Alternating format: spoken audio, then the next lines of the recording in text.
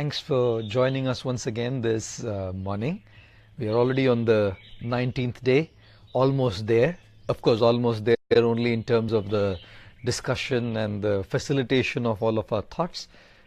Transformation is, of course, a very long journey, and we have to continue on through the new year in terms of making that transformation for us.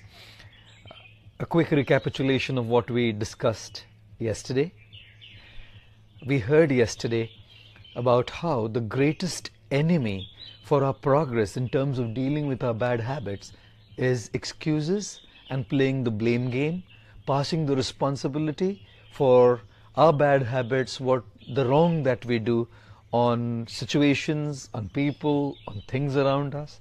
And the greatest catalyst to our progress is taking responsibility, taking that onus on us, and working on our lives in a way that we can actually transform our bad habits and cultivate good ones. To this effect, we heard in the 3rd chapter of the Bhagavad Gita, Lord Krishna explains to us the several dimensions of existence. On the lowest level being our physical dimension, which is our body and our senses. It's not the eyes or the senses that are responsible for our doing wrong. It's not the objects, yesterday's example, the chocolate cake. It's not the things responsible. It's not our senses responsible for what the wrong we do. Beyond the body, beyond the physical dimension we heard yesterday, is the mind. Indriyani paranyahur, indriyebhye param manaha, the manas or the mind. And whenever a sense object comes in contact with the senses, a chocolate cake comes in contact with the tongue, a person comes in contact with the eyes, there's an experience that the mind has. And the mind is a storehouse of those experiences. That experience can be an experience of pleasure when they come in contact with each other, the sense and the sense object, or it could be an experience of relief from pain that we are going through. And that experience of pleasure or relief from pain makes us do that thing again and again and again. But the mind is like a child. The mind will not discriminate whether what it's doing to get pleasure or relief from pain is good or bad. Even if it's bad, the mind is going to do it and push us to do it, because all it wants is pleasure or relief from pain. Therefore we come to the 3rd dimension. Manasastu para buddhehe. Beyond the manas of the mind is the intelligence or the buddhi. We heard yesterday the 2 dimensions of buddhi. One, the sankalan shakti or grasping, and second, the viveka shakti or discrimination and discerning good from bad. And therefore, we heard yesterday the dialogue, the conflict between the mind and the intelligence, and how we need to strengthen our intelligence, enhance the discriminatory power of our intelligence so that it can shut the mind up. We can do that by reading, hearing, hanging out with people who have the right kind of understanding of the right, and we strengthen our vivek and thereby deal with the mind. The worst is when the intelligence and the mind are in a conspiracy with each other. When both of them join hands, then the senses have nothing to do. They just follow suit and we end up doing wrong. What do we do in a situation like that? What do we do in a situation when the intelligence joins hands with the mind to do wrong? This is what we'll probably discuss today on our 19th day as a reflection. Neha, good morning to you. Kapil, thank you for joining us this morning. Bharati, we are very, very happy to have you. Estefania, thank you for joining us. Srinivas, good morning. Alexandria, very happy to have you and a very good morning to you. Varun, Hare Krishna. Varsha, good morning. Shambhu, thank you for being with us this morning for our Facebook Live session. Naveen Kumar, I'm really happy that you've joined us. Valerian, thank you for being with us again. Roma, very happy to have you. Sunil, good morning to you. Govind, all the way from Mauritius, thank you for joining us once again this morning. Rahul, very, very happy that you've joined us. Meenakshi, thank you for coming online. I don't know what the name is. It's in Kannada written there. I can't know what the name is. So thank you for joining us. Sai Charan, thank you for being with us. And Deepika, very happy to have you as well. Kumar, thank you for joining us. Now, Lord Krishna brings the 4th dimension of existence into picture now in this verse. Beyond the mind, beyond the body and the senses, beyond the mind and beyond the intelligence, Lord Krishna now brings the 4th dimension. What is that 4th dimension? That 4th dimension is you. It's you who use your body and your senses to navigate through this world.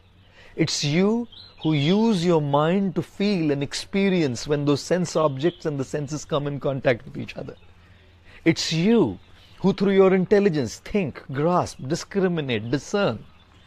It's you who actually use this mind, this intelligence, this body, these senses simply as tools to live in this world, to interact in this world. And therefore, since you're using it only as a tool, you simply use your body and your senses to navigate in this world. You use your body, so you're not the body. You use your mind to feel, so you're not the mind. You use your intelligence to think and grasp, so you're not the intelligence. So if you're not the body, you're not the mind, you're not the intelligence, and you're only using it as a tool to live in this world, to experience pleasure or relief in this world, then who are you? Who are you? And therefore, Lord Krishna brings in this fourth dimension.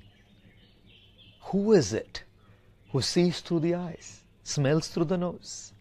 Who is it that tastes through the tongue? Who is it that hears through the ears? Who is it that feels through the skin? Who is it that feels and experiences in the mind? Who is it that thinks through your intelligence? That fourth dimension, that you, is the spark within your being, which actually gives life to your being, which animates the inanimate body and moves around in this world. That you, in Sanskrit, is called Atma, in English, the soul, and in most common language, the spirit. When we talk about the spirit can refer to three different aspects. In English, spirit can refer to your mood, like you say, he was in a spirit of joy, or they're in a spirit of cooperation. So this spirit doesn't refer to that spirit, of course. The spirit can also mean what people indulge in on the New Year's Eve. Don't they indulge a lot and then they say they are in real high spirits, you know? Of course the spirit doesn't refer to that spirit. That you, that spirit, that spark within refers to that non-material being beyond the body, beyond the senses, beyond the mind, beyond the intelligence, which is all material, that non-material spark of life. That is what the spirit refers to, and from that word spirit comes the word spiritual. A lot of people don't even know when they talk about spirit. They talk so much about spiritual, but they don't even know that that word spiritual comes from the very base or very basic nature. Your nature, your spirit, yourself.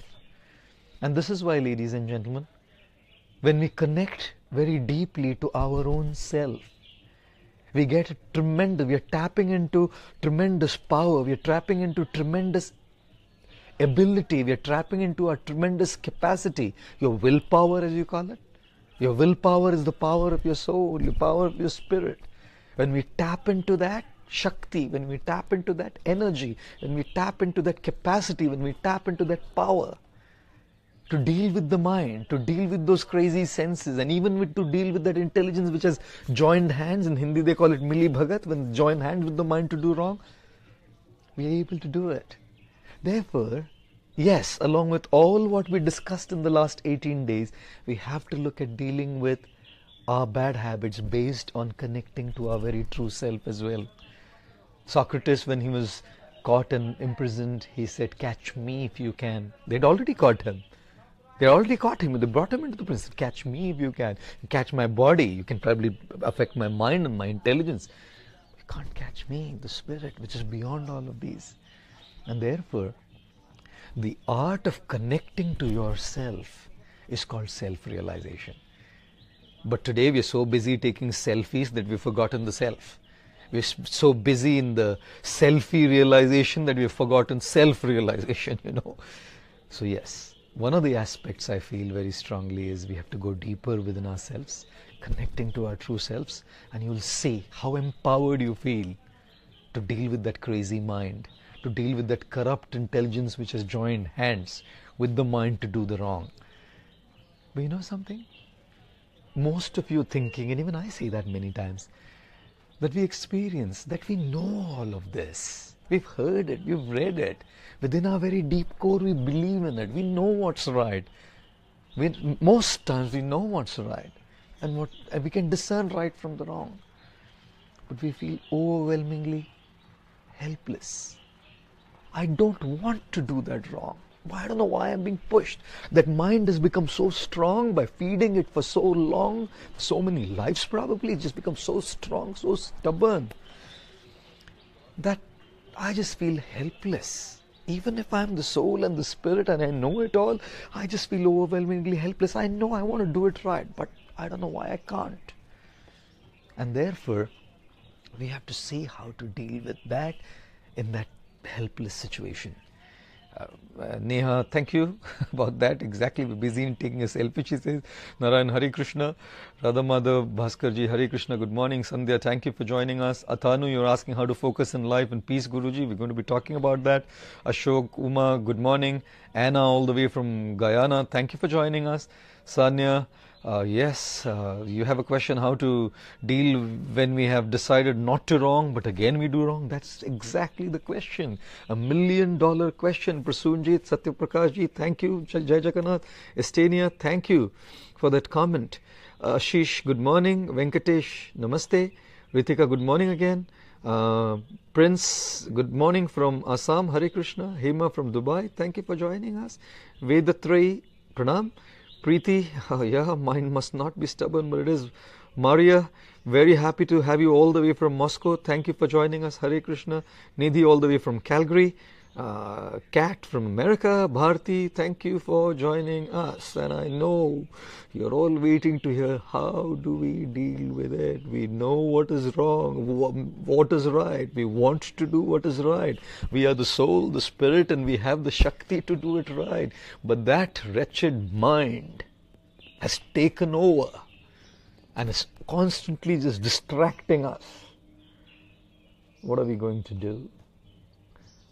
Here's my take on it, based on the message that Lord Krishna gives in the Bhagavad Gita. Imagine you are in Mumbai, India, and imagine it's about 12:30 in the night, early morning, for night, whatever, and you're standing at the gateway of India. And you now want to go from the gateway of India to the international airport in Mumbai to take your flight to wherever you're heading to. Now you decide to take a cab, a taxi. You call the taxi driver, you sit into the back of the taxi and tell the taxi driver, I want to go to the international terminal, international airport in Mumbai, Terminal 2, T2. Now the taxi driver knows the route. He's from Mumbai. You've been living in Mumbai, or you've been to Mumbai many times, so you know the route. You also have your Google Maps to check whether it's going on the right route. The guy has a satellite navigation system. He has his Google Maps on, so he knows how to go on the right route. And the taxi takes off, the cab takes off. You're sitting in the back, he's driving. And suddenly you realize that that guy is not going in the right direction. He probably enters into a lane, a very creepy lane, when you know that something's wrong there. You know that this guy's a little dodgy. You know that it's not going in the right direction. You check on your Google Maps and you know for sure that it's taking you into literally a creepy, scary place. And then suddenly you realize, God, there's something not right here. You say to the driver, Bhai sahab, kahan leke ja rahe? Where are you taking me? And the driver just yells at you, shut up! You say, my God, sir, I'm just asking you that I need to go to the airport. Why are you taking me in this direction? You realize that the taxi driver is such a massive Hulk. He turns behind, one hand on the steering, he turns behind with his other hand, he holds you by the neck, grabs you by the neck. My God, you just told him that you're going in the wrong direction, you should go in the right direction. You're scared to death, knowing that things are going in a very, very different direction here. You know it's a threat to your life, you know that something very bad can happen here. You're helpless, you're overwhelmed. What do? All you can do is ask for help. Whose help are you going to take? There's nobody around. In the cab as you're going, the driver is the goon, and you're sitting there and there's nobody around outside on the road. It's late in the night. Suddenly, you realize that you hadn't taken note for so long as the taxi was being driven that right next to you at the back, where you're sitting, is another gentleman sitting. He doesn't look as powerful. Externally, it doesn't look as strong, as Herculean, as hulky as the taxi driver. You know that there's nobody else to turn to, so you turn to this gentleman who's sitting right next to you and you say, "Sir, please help me. I don't know what this taxi driver is up to." As soon as you turn to this person, you know what this person does? He's a good person. So he holds the neck, grabs the neck of the taxi driver, and just by the grasp, because the taxi driver can feel the strength that this man has, and the person at the back tells the taxi driver, "Come on, come out of this creepy lane, come out of this lane, and go on this route straight to the airport." The taxi driver realizes, just by the way this man held his neck so strongly, that this guy is even more powerful than me. Although I seem to look powerful, he's way too more powerful. And knowing that this guy can really take this driver to a task, the driver brings the taxi, the cab, on the main route and takes you to the airport. Ladies and gentlemen, this is exactly what is happening with our lives. Our body, our physical being, is like that car. And we, the spirit, the soul, the Atma, is right there sitting as a passenger in the car. And we want to go in the right direction. We want to do it right. We even know what is right, deep there within. But then the driver of this car is the mind. So powerful, you've fed it for so long, it's become so powerful that you, from deep within, you tell the mind, "Do this, this is the right thing to do." And the mind says, "Shut up." You tell the mind, "Come on, cooperate with me. I want to transform. It's not just about this 21 days habit challenge. I want to transform in the year 2018, 2019 and all my life and live a great life." The mind slaps us. And we, that helpless self, have given complete control by listening to the mind for so long. And the mind, instead of taking us in the right direction that we asked it to, takes us into some creepy area to do something wrong. And ladies and gentlemen, we just sit there helplessly feeling guilty. "I shouldn't have done it. I wanted to do right. Oh, what can I do? My mind doesn't listen to me. I'm just helpless. The car of my body, the car of my life is being driven into that wrong direction. What am I going to do? Who am I going to turn to?" What's beautiful is right next to the soul, the spirit, the Atma, is another person sitting whom we can turn to in such a time of dire need. In fact, regularly at all times. Right next to the soul is sitting the super soul. Right next to the spirit in this car, the body, is sitting the supreme spirit. Right next to the Atma in this body is sitting the Paramatma, God. We need to turn to that Paramatma, to that super soul, to that supreme spirit for help, because we see ourselves and we get so helplessly overwhelmed in our lives. Ladies and gentlemen, even if you just practice self-realization, we get overwhelmed because the mind is so powerful. We have to practice God realization by turning towards that Supreme Spirit, towards that Paramatma. The path of spirituality is the path of the Atma turning towards the Paramatma. The path of spirituality is the path of the Spirit connecting to the Supreme Spirit. The path of spirituality is the path of the soul connecting to the Super Soul. And as we make that connect, when help comes from that personality, God, we cannot imagine how effectively, how successfully we'll be able to deal with these negative challenges that we go through in our lives. This is why I always say, don't tell God how big your problems are. Tell your problems how big God is. Tell your mind how big my co-passenger is. Tell your issues how big my co-passenger is. And if I connect to that co-passenger right within, that personality can truly help me in dealing with a lot of these things in our lives. Therefore, ladies and gentlemen, it is very crucial and important that in our habit challenge, not just the 21 days, but our life challenge, habit challenge, and negativity challenges that we are going to deal with, it is very crucial, therefore, that we turn to God. We turn to the Supreme Lord. Thus they say, don't they say, God helps them, those who help themselves? So the 18 days of our discussion has been helping ourselves, our habits, setting those micro targets, writing the habit journal, being positive, making sure our company is right, making sure we stay away from those temptations, making sure of all those external details, writing our plan, planning it all. That's our habit, our plan and our effort to deal with that habit. But simply effort won't get us there. We need grace and help as well. And when does grace and help come? When we actually do our role properly, then God does His role properly as well. Therefore they say God helps them, those who help themselves. And how do we make that spiritual connect with God? We can do it in so many different ways. In different faiths of the world, in different parts of the world, people do it in so many different ways. Meditation is a very powerful way for the soul to connect to the super soul. Prayer is a very small, powerful way for the soul to connect to the super soul.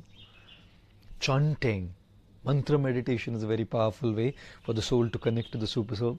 For the last 22 years, every single day of my 22 years, in the last 22 years, I've been practicing mantra meditation, chanting of the holy names of God. In particular, I chant the Hare Krishna Maha Mantra, which I've experienced is so powerful, not just in helping me deal with my crazy mind, but also giving me deep fulfillment to myself. Because when the self is connected to the super self, there is such an experience of deep joy and fulfillment. Therefore, the reflection for day 19 is self-realization and God-realization. Self-realization means beyond the mind, beyond the body, beyond the intelligence, connecting to our true self and tapping into the power of our self. And when we find that even that is so, he is so helplessly overwhelmed, in the example of the cab driver and the mind's taken over, we turn to the super self, the super soul, God, Paramatma, and make that deep bonding and connect. My humble appeal to all of you is find your calling, find your path, find that spiritual journey for yourselves, and on a regular basis, daily basis, give a priority to your spiritual practice, your sadhana, in making that connection. And when you make that connection, you will see how empowered you feel to shut that mind up, to shut the conspiracy of the intelligence and minds. And then the senses are just tools. When the mind, intelligence and senses all follow what we have to say, because you've got that Shakti from our connection, spiritual connection, life will truly move in its right direction. Bharati, thank you for commenting that, summarizing self-realization and God-realization. Rima, thank you. Yuvraj, thanks a lot again for joining us. Trupti, we're very happy to have you with us. Sanya, very, very happy to have you. Neha, thank you very much. Meenakshi, very, very glad that you've joined us this morning. Milan, thank you. In fact, on a Sunday morning to get 1,100, 1,200 people online, God, yesterday we had lesser people. Saturday morning, I think people were probably relaxing a little bit. But on a Sunday morning, I thought most of you would get up much later. But I must congratulate, there's a gentleman from Germany, Roman is his name. He and his 3.5-year-old daughter wakes up every morning at 3:30 just to see our session live. And I'm so grateful, Roman, and I think your daughter's name is Vivienne, you said? Please give her my regards. I'm really, really grateful to all of you for joining us this morning. Wish you all a great day ahead, and I look forward to seeing you again tomorrow on our 20th day for our Facebook Live session. Until then, a great day ahead. Thank you very much. Hare Krishna.